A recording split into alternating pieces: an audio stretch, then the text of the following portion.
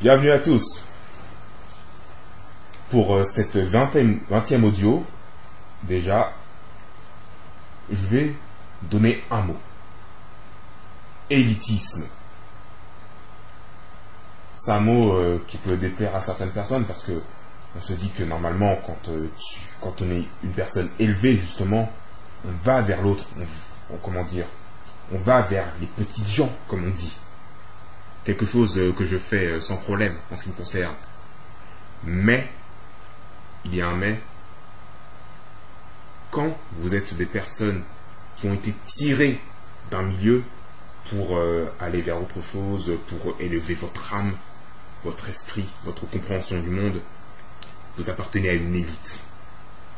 Et, comme me l'a si bien dit Courrier UWF, il faut cultiver un esprit élitaire. Et je vais vous dire pourquoi. Quelque chose que j'ai compris, c'est que la majorité des gens ne veut pas changer. Hormis s'il y a un problème qui va les priver des privilèges qu'ils ont, du confort qu'ils ont dans cette vie ici-bas. Mais elle ne veut pas changer. Elle veut rester dans son confort idéologique, dans son confort de pensée, dans son confort éthique. C'est-à-dire qu'ils ne veulent pas changer de comportement, ils veulent garder leur quotidien. Quelque chose que fondamentalement je comprends parce que s'ils ont lutté pour arriver à une telle situation, ils ne vont pas vouloir tout renverser. Donc voilà, c'est pas la majorité qui peut changer. Ce sont juste certaines personnes qui sont prises, qui sont tirées à part, et toutes ces personnes-là qui sont tirées à part doivent se retrouver pour faire avancer les choses. Elles ne les feront pas avancer avec la majorité. Ça rejoint ce que je disais dans mon audio sur la révolution où c'est une minorité qui l'a fait. En fait, avoir une logique élitiste, c'est être capable de faire le pas de côté. C'est-à-dire que la majorité des choses vous encombrent l'esprit, vous indiffèrent, et pour ne plus être influencé par ces choses-là, néfastes, faites le pas de côté. Oubliez ces choses-là et portez-vous vers les choses qui importent. Être élitiste, en fait, c'est refuser la médiocrité ambiante. Point. C'est-à-dire que vous avez un esprit qui est porté vers les choses puissantes, élévatrices, morales, édifiantes. Et ces choses-là ne doivent pas disparaître. Donc, refus de la bêtise, refus de l'avilissement général.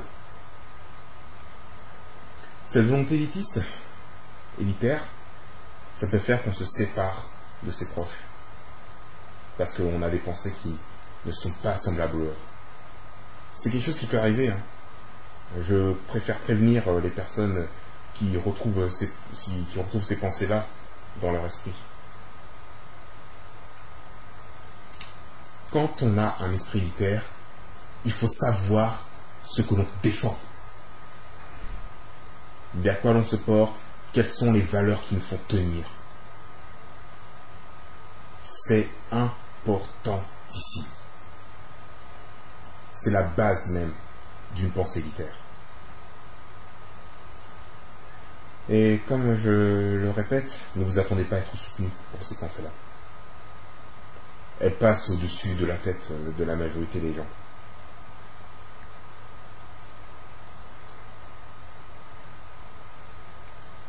Vraiment, prôner l'élévation spirituelle fait partie de la défense d'une pensée élitaire.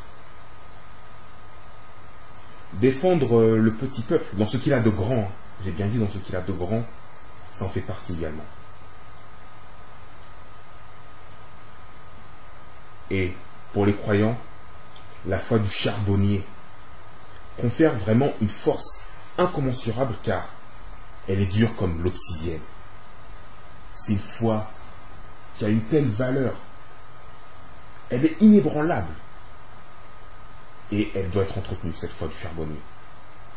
La foi paillette, non. C'est la foi du charbonnier. Car c'est la foi qui permet de tout surmonter.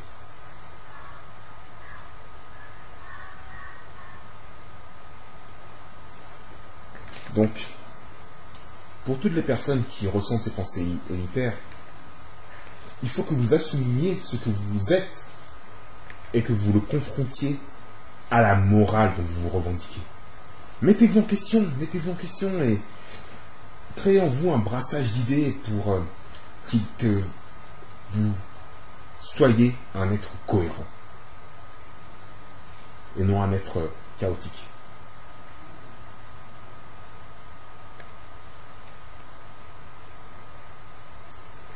Remettez en cause les choses qui sont absurdes. Vous faites-le. Ne vous auto-censurez pas. Si quelque chose est absurde, c'est absurde. Voilà. Et en fait, mon audio sur le mécanisme est vraiment en rapport avec l'émancipation. Parce que dépendre de quelqu'un pour penser, c'est pas terrible. Penser par soi-même est la clé de l'indépendance. Donc, moi, les personnes qui veulent interagir avec moi, je ne veux pas de perroquets. Je ne veux pas de personnes qui répètent mot pour mot quasiment la pensée de quelqu'un d'autre. Je veux entendre des personnes qui ont leur pensée, qui s'expriment par elles-mêmes. Quand je veux me confronter à une personne, je veux me confronter à qui elle est, et pas à un pantin. Quand on a une pensée élitaire, il faut exiger beaucoup de soi-même. Des autres, pas tant que ça, parce que, après tout, ils sont ce qu'ils sont, hein. Et s'ils ne veulent pas changer, ils ne changeront pas. Point. Mais exigez beaucoup de soi-même parce que c'est vous-même que vous pouvez changer, à votre échelle. Il faut aussi tout faire pour être incorruptible. Ne vous faites pas acheter par quiconque, par quoi que ce soit. C'est l'incorruptibilité qui donne la valeur de la personne. Et si vous devez revoir votre échelle de valeur, faites-le. Ça fera de vous un être meilleur en plus. Et devant toute la lâcheté ambiante que vous côtoyez, affirmez-vous. Vraiment, montrez que vous n'êtes pas un mouton. Là est l'une des pires des choses possibles, être un mouton. Et là, je vais mettre un peu le haut là par rapport aux personnes qui aiment bien se monter des émotions. On n'est pas dans un film d'espionnage. Hein. Les personnes élitaires, elles sont très très peu, mais sur l'échelle de la planète, ça fait beaucoup. Donc, vous ne montez pas des émotions. Hein. Ça ne sert pas à grand chose. La logique cinématographique, c'est une logique du système pour nous faire voir les choses comme lui voudrait qu'on les voit. Les films sont de la propagande. Que voulez-vous que je vous dise? Il y a des films qui montrent bien la chose et tout ça, mais la propagande est toujours là, qu'on le veuille ou pas. Donc, il est préférable de sortir du système de représentation des films pour penser par soi-même, tout simplement. Donc là, c'est vrai que tout ce que j'ai dit là, c'est assez général. Je n'ai pas donné d'exemple précis, mais je voulais vraiment m'exprimer à l'esprit des personnes qui écoutent cet audio, à leur âme, à leur être profond. Cet être-là qui, j'espère, sera éveillé pour des personnes qui n'ont pas encore réveillé cet être, et qui, pour les personnes qui ont cet être éveillé mais qui commencent à douter, dites-vous bien que il y a des personnes qui vous ressemblent. Pas qui ont forcément les mêmes idées que vous. Hein. Ne vous méprenez pas. Ou qui vont écouter la même musique que vous, qui ont le même projet politique que vous. Non, mais qui ont un esprit de la même sorte, on va dire. Voilà le message que je voulais vous transmettre. Et j'espère qu'il aura aidé certaines personnes. Et Je vous souhaite une bonne journée. Bonne continuation à vous.